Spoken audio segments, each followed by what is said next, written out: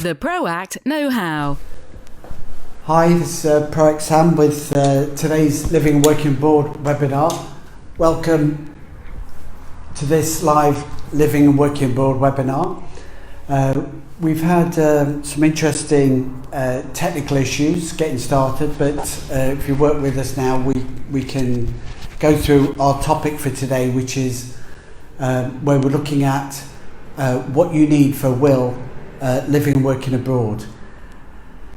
One thing that we all know is that we're going to die, and how we organise our affairs at the end of days is down to our last letter, our last written testament of what our wishes are.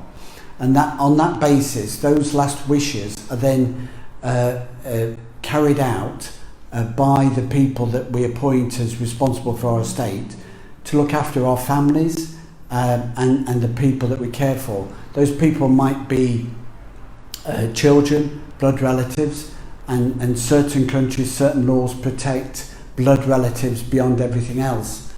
But also the law could allow non-blood relatives to benefit, or charities to benefit, or even third parties. And therein lies the complexity that you've got different jurisdictions, different laws, different traditions, be that French Napoleonic law, English law, or Sharia law. They're all different rules, all different traditions that have to be accommodated. So what are the instances when you need a will for more than one country? So for example, we have in the UK law on wills and estates says that if the value of your assets in the UK are more than any other jurisdiction in the world, then you should have your primary estate settled in the UK. So whether you're domiciled in the UK or not, if most of your assets are in the UK, your estate would be settled in the UK. Inheritance tax is an integral part of death in the UK because it's the tax clearance to get your UK estate settled and passed to your beneficiaries. Under European law, the EU created a directive in 2012 which created a common European set of laws for handling wills and estates. Now, the key principle for expats in that is that the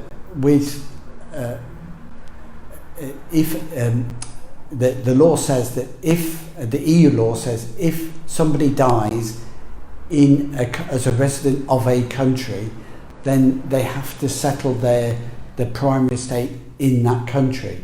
So if an expat is living in Spain and that's where they die, then that's where they have to settle their primary estate, even though they may have assets in France, UK, Cyprus, or Malta. If somebody dies in Portugal, the same would apply, and the same in Cyprus. And so if you're settling your estate in France or Cyprus, for example, and you wanted to, because that's where you're living at the date of death, you have to follow their laws in terms of who benefits after death. And in France and Cyprus, both countries are there to protect the family, so it's blood relatives that can benefit. So if you're on a second or third marriage, or if you have a number of children by a number of different marriages, those blood relatives could take precedent over your current partner, could take precedent over a charitable gift that you want to make. And it could have a serious impact on your business partners and the business relationships that you're in, or shared property they have with people. In the UK, you've got more discretion on who you can leave the will to, and obviously family would want to claim in the event of there being no will. But if you leave a will, you can choose who the benefit is. So if you're an unmarried couple or a couple on a second or third marriage with children by different relationships can make a will as a UK to be settled in the UK, which distributes their assets among who they choose to benefit, which could be their current partner and any blood relatives. So, and it's all about what your legal agreement is. So if you're married, then you're married. If you're divorced, then you're not married. So with a marriage, you're not a blood relative. With a marriage, you're not a blood relative if you divorce, but you are if you're married. If you're separated, depending on what stage you're at, the separated spouses still have a claim on death against the will. So we deal with expats with properties in the Middle East, in Portugal, Spain, France, Cyprus, Denmark, Norway, Russia, UK, Ireland. So what is the circumstance for people in these sort of situations? So first of all, the one anomaly is that Denmark, UK and Ireland opted out of the 2015 implementation of the EU Directive on a common grounds for treating estates. So those countries treat it slightly differently. So the EU rules don't apply there. But if an expat dies in Cyprus or Spain or France, then they must settle their estate in France or Spain. Now in Cyprus, there are fixed charges unless you appoint family executors, where you could be charged 10% or more of the estate. So if you have a villa in Cyprus at 400,000 or a business worth $1 million, then you could easily find yourself paying 40, 100,000 to settle the estate. And therefore you would be well advised to consider making a will before you die to appoint family members to act as the executors and administrators of that estate. In the UK, those charges are more on a commercial basis, and they're not the fixed rates that they're made, and therefore they can be lower, and the procedures are a lot simpler. They are very complicated in other countries. But with every estate, in each jurisdiction, there's a different level of capital gains or inheritance tax. Inheritance tax in the UK at 40% is a capital gains tax on death, and it's charged to the estate. In a country like Cyprus, there's no inheritance tax. So if a UK expat is having an estate settled in Cyprus, then they can avoid inheritance tax quite simply. However, don't forget that if you then own a property back in the UK, in London, it could easily be worth £1 million, and that could outnumber the value of your Cyprus or French villa and overseas investments. So suddenly you have to have a predominantly UK will, and therefore an inheritance tax assessment. And then domicile comes into effect. If you're domiciled in the UK, you're liable for inheritance tax on your worldwide assets. And if you're not domiciled in the UK, it's just the assets in the UK. So if you've got £1 million property, you can still be liable for inheritance tax in the UK. If you are domiciled in the UK, you've got £1 million property plus £1 million of assets in business and property overseas, then you're liable for the inheritance tax on the whole £2 million. So that could be up to £800,000. So the figures jump up quite quickly. So what do we advise? We advise by doing a free review with our clients. We look at what are the issues, what are the assets, what are the fixed assets. Some assets are movable, so it doesn't matter that the bank account might be based in one country, it's still deemed to be in the country that you're living in. So in Cyprus or the EU country, you can have a bank account offshore but still be settling under the local probate.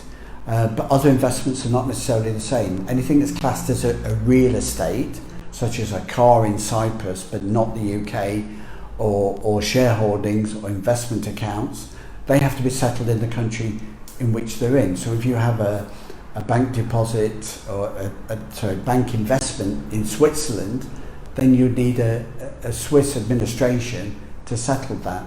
And if you had property in the UK, you'd potentially need a UK administration to settle that.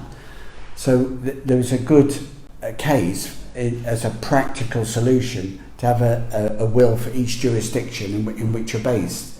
So that's the way that we would look at it, and having a free review, assessing what the need is and whether you need to have a will for different jurisdictions. However, the next stage beyond that is your trust level.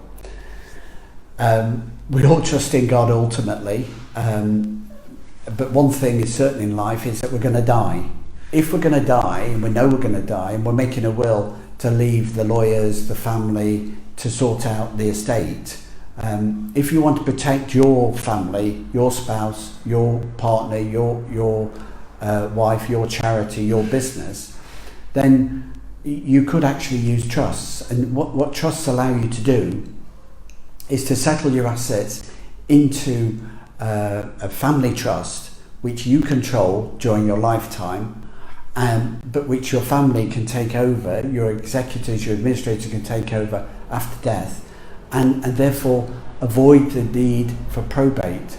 And probate and tax assessment in one country can be quite significant, but obviously probate in 2 or 3 countries, not only can the exchange of information and the tax clearances need in UK and Spain and Portugal, France and Cyprus mean that you're going to get caught for tax in the highest jurisdiction. You've also got the expense and the tax that's going to come to that.